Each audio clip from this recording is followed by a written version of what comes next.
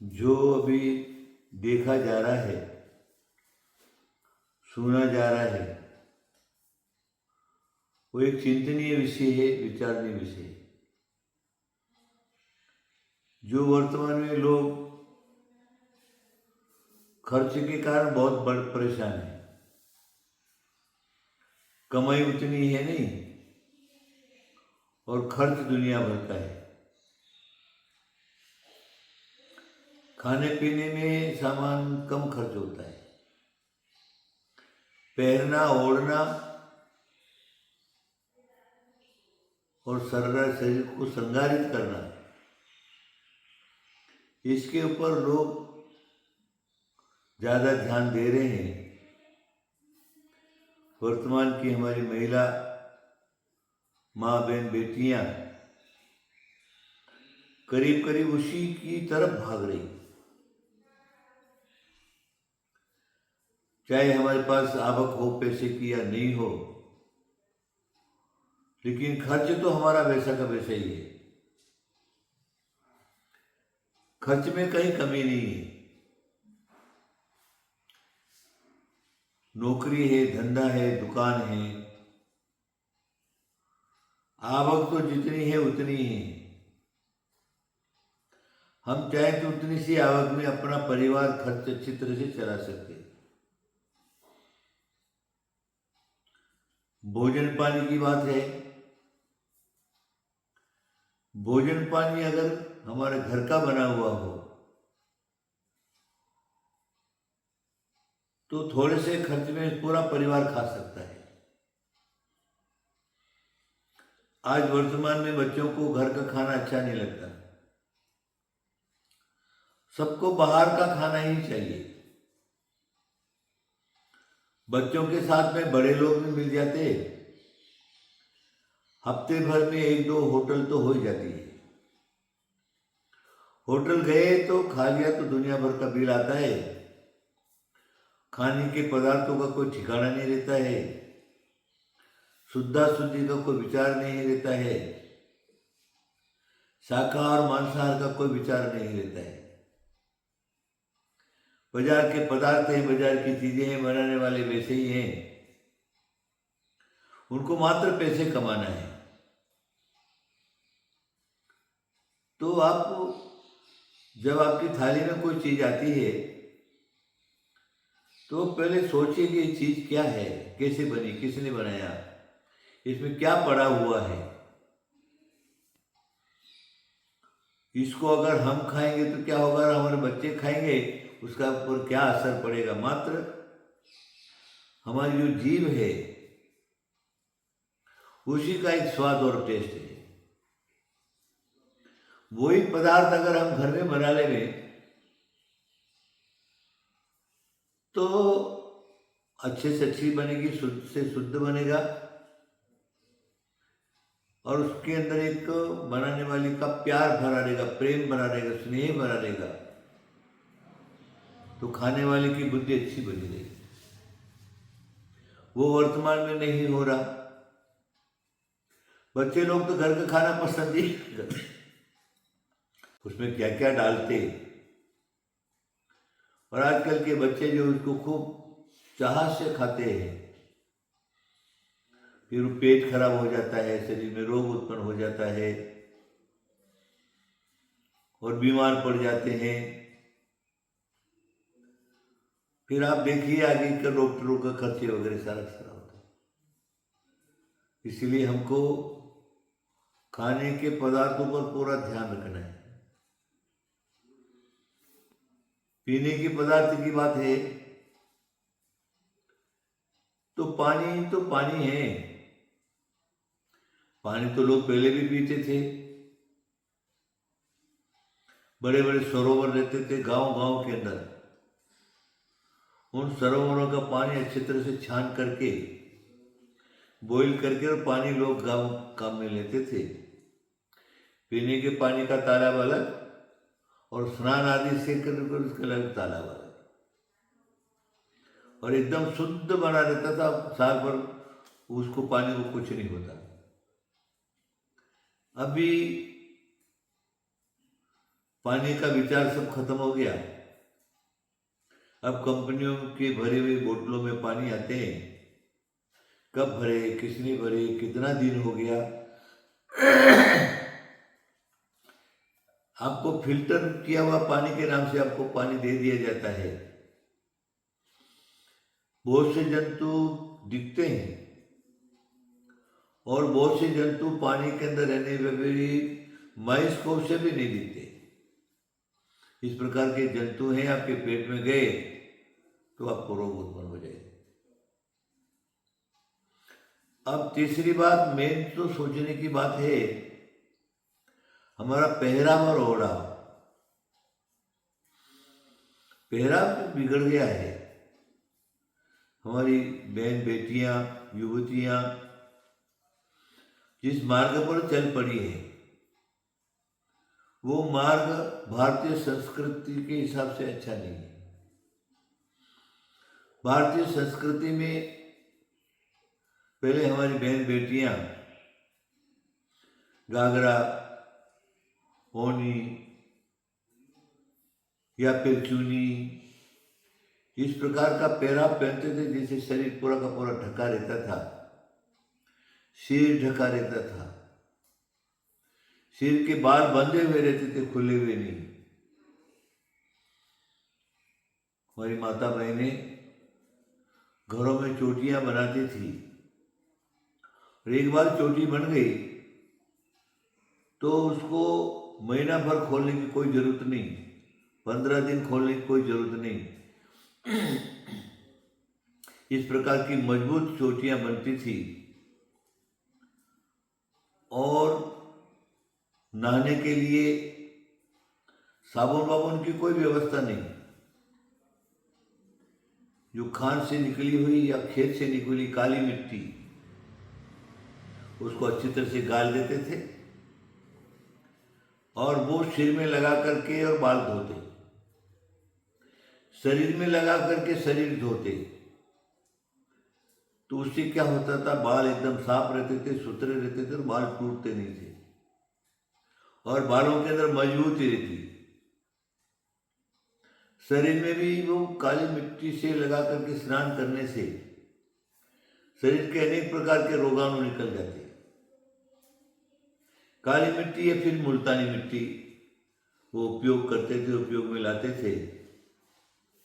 अब मुल्तानी मिट्टी और काली मिट्टी का जमाना चला गया, साबुनों के जमाने आए।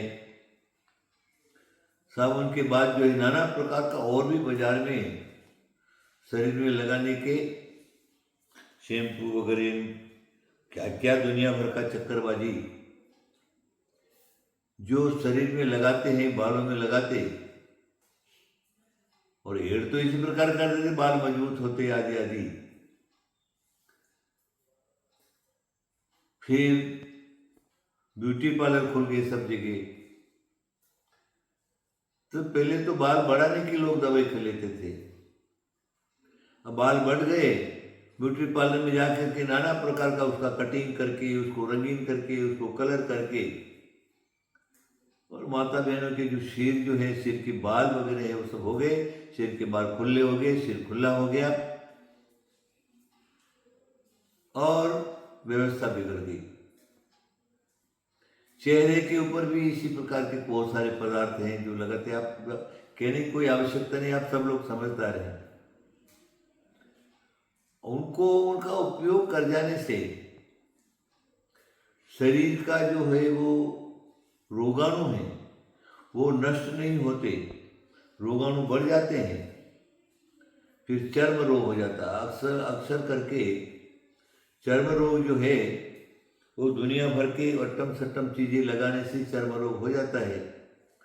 एक बार खाज, खुजली, चर्म आदि आदि कुछ हो गया, एक्जिमा, सोरियासिस, इस प्रकार का कुछ हो गया, तो फिर वो कोई भी दवाई लगाने से, कोई भी क्रीम लगाने से, कोई भी दवाई खाने से वो ठीक नहीं होता। थोड़े दिन ठीक होगा फिर वापस बढ़ जाएगा, थोड़े दिन ठीक होगा फिर वापस बढ़ जाएगा और लोग परेशान रहते हैं। तो मेरी बात तो आप लोग समझदार हैं, सब लोग समझ गए होंगे। माता बहन बेटियों को तो अवश्य समझना है, क्योंकि भारतीय संस्कृति के अंदर शील संयम ही आभूषण है महिला का। और जिसका शील संयम आभूषण गया, शील रूपी आभूषण, संयम का आभूषण गया, संयम की मर्यादा गई, तो बाहर से तुम इतने शरीर को कुछ भी सजाओ, वो तुम्हारे सुख का कारण नहीं हो सकता, सद्विचार के कारण नहीं हो सकता, सदाचार का कारण नहीं हो सकता, जिसका शील ही चला गया। शील की सुरक्षा के लिए भारतीय नारी के शील संयम की रक्षा के लिए मर्यादा पुरुषोत्तम राम ने शस्त्र उठाया रावण के विरुद्ध में। यद्यपि हमारे जैन पुराण में मर्यादा पुरुषोत्तम राम बलभद्र थे, उनकी कई रानियां और कई पटरानियां थी, लेकिन हमारे वाल्मीकि रामायण, तुलसी रामायणकार ने सिर्फ राम को एक ही पत्नी स्वीकार किया है, सीता महासती। और सीता महासती के लिए उन्होंने शस्त्र उठाया, रावण सर के दुराचारी को मार करके मां सती सीता को वापस लेकर के आए। भारतीय संस्कृति है भव्यात्मा। आजकल आप तुम्हारे जो माता बहन बेटियों के कपड़े लेते देखो, क्या डिजाइन, क्या फैशन, और इस प्रकार के कपड़े जो पहन करके अगर घूमे तो सामने वाले के, देखने वाले के विचार अच्छे भी हो तो उनके मन में कुछ न कुछ गड़बड़ आए बिना नहीं रहती, तुम्हारे विरुद्ध, तुम्हारे शील संयम की तरफ दृष्टि डालने की उसकी जो है वो दृष्टि सही नहीं रहती, और वो विचलित हो जाते, अच्छे अच्छे लोग विचलित हो जाते। तो हमें क्या करना है, हमारा शील संयम सुरक्षित हो वैसे ही हमें कपड़े पहनना है। हमारा शरीर ढका रहना चाहिए, जितना शरीर आपका ढका रहेगा उतनी ही आपके शील संयम की रक्षा होगी, और जितना शरीर आपका उघाड़ा रहेगा, खुला रहेगा, फिर आपने नाना प्रकार के पदार्थों को लगाकर शरीर को खूब सजाया है, सौंदर्य बढ़ाया है, फिर वो सौंदर्य बढ़ाया आपने, और अगर आपका शरीर अंग जो है, अंगोपांग जो ढके हुए नहीं है, तो फिर आपका शील संयम कैसे सुरक्षित रह सकता है। हम लोग भारतीय हैं, हमारी भारत के अंदर हमारी ये संस्कृतियाँ हैं, धर्म संस्कृतियाँ हैं, चाहे वो हिंदू संस्कृति हो, और चाहे वो इस्लाम संस्कृति हो, चाहे वो जैन संस्कृति हो, चाहे सिख संस्कृति हो, ये सब हमारे जो है संस्कृति है। उन संस्कृतों में बड़े बड़े संत और महासंत हुए हैं, और उन्होंने हमेशा सद्मार्ग ही दिखाया है। देखो, प्राचीन काल में हमारे इस्लाम धर्म में बुर्खा की प्रथा थी, बुर्खा ओढ़ करके नहीं, वो तो अभी भी चालू है। अरे बुर्खा चला ही इसीलिए कि जो महिला सुंदर हैं वो सुंदर को देखता करके किसी की नीयत खराब नहीं हो, इसलिए पूरा शरीर ढका रहना चाहिए। देखिए, राजस्थान की महिलाएं हैं, पूरा शरीर घाघरा ओढ़नी पेड़ पर रहते हैं, और यहाँ तक कि घूंघट प्रथा थी, चेहरा भी नहीं दिखना चाहिए, क्योंकि चेहरे के अंदर सौंदर्यता, घूंघट के अंदर सौंदर्यता छिपी हुई रहती है, इसलिए आकर्षित नहीं होते। तो घूंघट प्रथा भी चली गई, पल्ला लेने की बात थी वो भी चला गया, खुला सिर हो गए, खुले बाल हो गए, फिर चेहरे पर वो लाली माली क्या लगा लिए, सारा का सारा इस प्रकार का जो है वो तुमने अपना शरीर का जो है वो रूप सुंदर बिगाड़ दिया। बिगाड़ने से देखो, हमारे शकुन शास्त्र में लिखा है, शकुन शास्त्र एक बहुत बड़ी चीज है। शकुन शास्त्र में लिखा है, आपको परदेश जाना है, परदेश जाना है तो घर से अगर आपने शकुन लिया और कोई खुली बाल वाली जो औरत जो अगर सामने आ गई, तो शकुन शास्त्र वाले कहते हैं कि उस दिन परदेश जाने का मना होना चाहिए, क्योंकि अब शकुन हो गया, खुला बाल रखना अब शकुन है। तो स्वयं के लिए भी अपशकुन, और जो परदेश जाने वाला है, नगर में प्रवेश करने वाला है, तो उसके लिए भी अपशकुन है। तो ये सारे के सारे नहीं होने चाहिए। कम से कम बालों में एक रबर डाल करके तो रखो, खुले बाल मत रखो। जो तीन पूंछड़े निकाले ना, ये पूंछड़े कोई अच्छी चीज नहीं है, ये संस्कृति नहीं है, हमारी इतिहास संस्कृति नहीं है, प्राचीन काल की इतिहास संस्कृति नहीं है। हाँ, तुम अपना बाल अच्छी तरह से बनाओ, शुद्ध, उसमें खोबरे का तेल आदि आदि इस प्रकार के जो तेल है वो लगाओ। लगाने के बाद जो क्या है, कंघे से चित्र करके, और फिर कम से कम उसको अच्छी तरह से तुम बांधो, चोटी बना लो। चोटी नहीं बनाओ तो कम से कम एक रबर तो डाल करके जो रखना ही चाहिए। किसी महिला को खुला बाल रखना अच्छी बात नहीं रहती, उसके लिए भी हानिकारक, और जो आने जाने वाले लोग हैं उनके लिए भी हानिकारक है। आप बहुत समझ गए होंगे, तो आप सब अब करिए। और खर्चा कितना, दुनिया भर का खर्चा। आज हमारी माता बहनों के यहाँ सौंदर्यता को बढ़ाने के लिए दुनिया भर में टीवी में तुमने एड देखा, और एड देखने के बाद चीज को उठा करके लाई, और लाने के बाद उसका उपयोग करना शुरू कर दिया। वो चीज़ कैसे बनी है, कैसे बनी है, किसने बनाई है, और तुम्हारे शरीर के लिए हानिकारक है कि नहीं है, ये सारी बहुत सारी चीज़ें हैं। इसलिए खर्च तो तुम्हारा उतना है, और आवक नहीं है। आवक नहीं है तो फिर ये खर्चा होगा कहाँ से, करेंगे क्या? इसलिए लोग क्या करते, कर्जा लेकर के और घर चलाते, दुकान चल नहीं, फैक्ट्री चल नहीं, सारी बंद हो गई, और वो खर्चे चालू के चालू। तो फिर वो आदमी जो क्या है, वो परिवार सुखी नहीं रहता, और कभी भी ऊपर नहीं आता। दो पैसा बचाने की बात है, वो भी दो पैसा बचते नहीं। तो हमारी माँ बहन बेटियां हैं, उनको अवश्य समझना है। अपने शील संयम की रक्षा के लिए शुद्ध सदाचार का से चलो, शुद्ध विचार से चलो, संस्कृति के हिसाब से चलो, अपने कुलाचार के हिसाब से चलो। कल्याण का यही रास्ता है। आशीर्वाद, आशीर्वाद, आशीर्वाद।